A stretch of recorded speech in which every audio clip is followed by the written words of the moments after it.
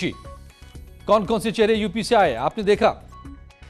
Anupriya Patel, Pankaj Chaudhary, SP Singh Baghel, Bhanu Pratap Singh Verma, Kaushal Kishore, Banwari Lal Verma, Ajay Mishra, Hardeep Puri, Ajay Bhatt Uttarakhand से ये बन गए मंत्री।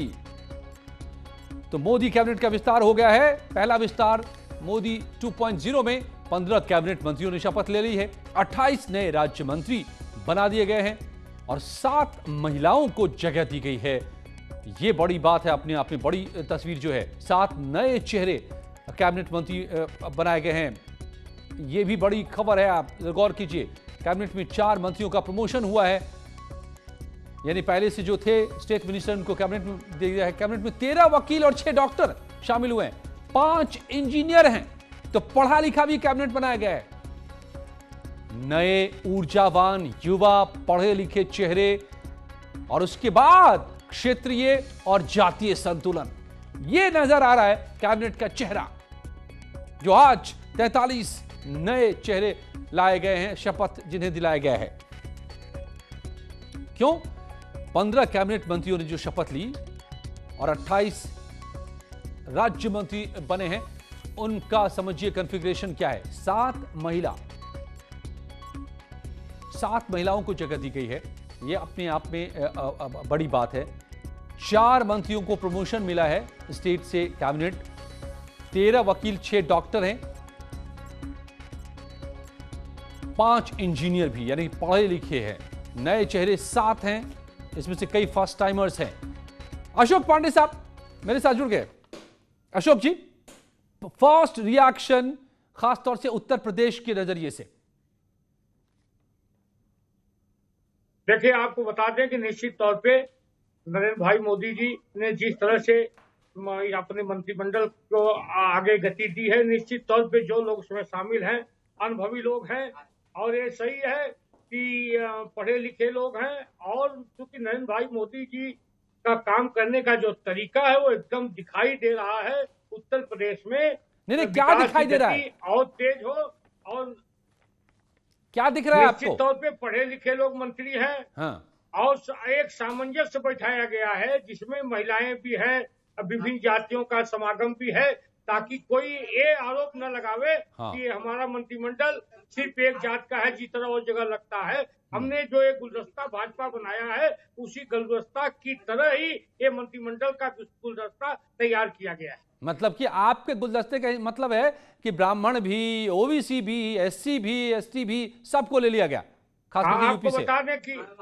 बिल्कुल मेरा ये मानना है कि हम और दलों की तरह MY, LM ये सब नहीं जोड़ते। हम तो A to Z हमारा है, हमें जान से प्यारा है, हमारे लिए भी जरूरी है, Z भी जरूरी है। ओके, तो अब जो है आप मानते हैं पांडे जी कि ये चुनाव जो होने वाले हैं, राह आसान होगी, लड़ाई में मदद मिलेगी? चुनाव को ध्यान में रख के हमने मंत्रिमंडल का विस्तार नहीं किया है। ये विस्तार सरकार बनने के बाद हुआ है। ये जरूर है कि मेरा ये मानना है कि उत्तर प्रदेश का जब चुनाव आसन है आएगा, तो निश्चित तौर पे इन मंत्रियों द्वारा जो उत्तर प्रदेश में काम दिखेगा, तो निश्चित तौर पे कमल फिर एक बार खिल जाएगा। ओके, तो अब आप जरा ये बताइए, और भानु प्रताप सिंह वर्मा ने क्या कहा है, ये भी हम आपको दिखाएंगे,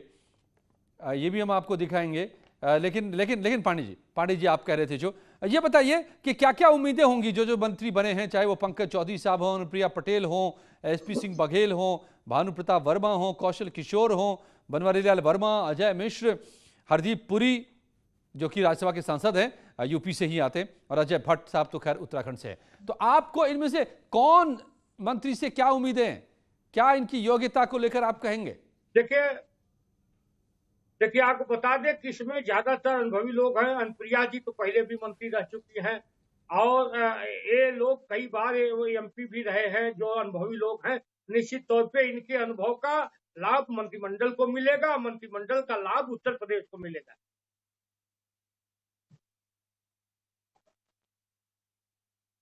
और समझिए कि आखिर क्या है इस जो नए चेहरे आए हैं उनके मायने।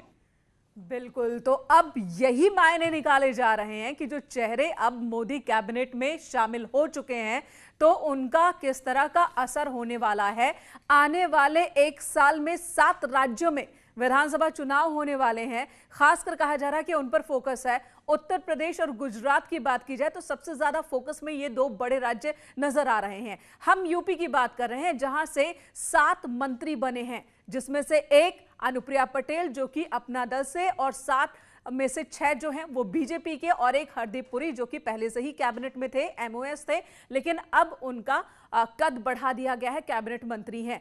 और हमारे साथ हमारे सहयोगी भी मौजूद हैं और खास मेहमान भी मौजूद हैं। सर, आपसे जानना चाहूंगी, क्या ये शपथ दिल्ली में आज जो शपथ वो उत्तर प्रदेश में विजय तक पहुंचाएगा? अशोक जी।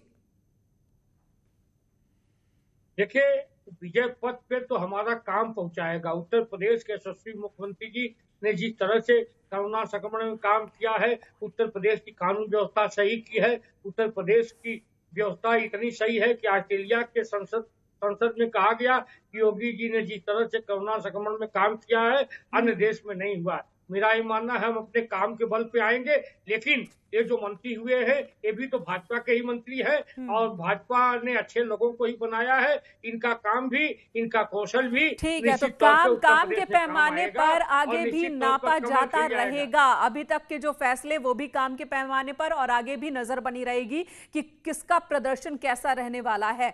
अलाउद्दीन हमारे साथ मौजूद है। अलाउद्दीन, दिल्ली में शपथ ग्रहण समारोह संपन्न, लखनऊ में किस तरह की हलचल?